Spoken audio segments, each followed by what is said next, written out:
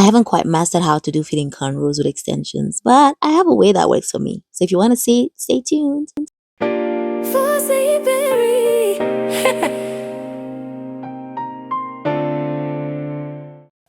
All right, so we caved in and bought these synthetic extensions because the girls will not let me rest. They said they wanted long braids, so I said, okay, this one time I'll do it.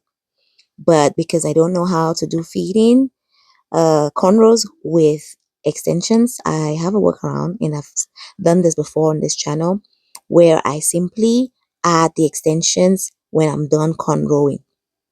And obviously, if you're someone who is allergic to these extensions, or if you react to them in some way, maybe they're too itchy and stuff like that, this is a good way to do, to have the extensions added in, but without necessarily having them touch your scalp.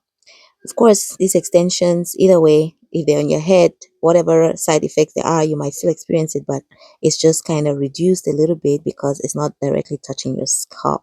And so here's a workaround, guys.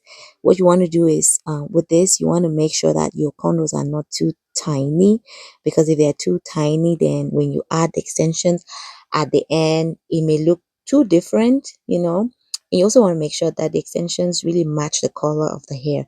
My daughters have like dark brown hair, so I had to get the color number 4, because if you're not going to use the extensions on the cornrow and only add them at the end, you want to make sure that they really match the color of the hair so it looks seamless. It doesn't seem like you just added extensions at the end, if you know what I mean.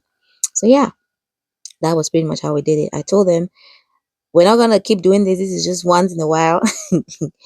Because if you've been watching my channel, you know that I have been really reducing the extent to which I use synthetic extensions. And so yeah, this is what it looks like, guys. I think it's very pretty, and no one can really tell that you added the extensions only at the end. And then we just I think I curled the ends, and that was that. It was a very quick hairstyle all in all. Fitting extensions probably take a longer time than doing this method. So yeah, that is my workaround, guys. Simply not fitting them in and adding them at the end. I think this is pretty obvious, and a lot of people know this. So well, I hope you enjoyed the video still, and that you're gonna give it a thumbs up and subscribe to the channel if you haven't already. These kinds of problems I no longer have because I lock my hair. If you've been watching my channel, you've seen snippets of it. Now it's just with the girls that I have to worry about these kinds of things. I did also sacrifice and get the QVR human hair for them, and I'll be installing some twist on their hair with that human hair. So we'll see how it goes. I hope you enjoyed the video, guys, and thank you so much for watching. Don't forget to give it a thumbs up, and see you in the next one.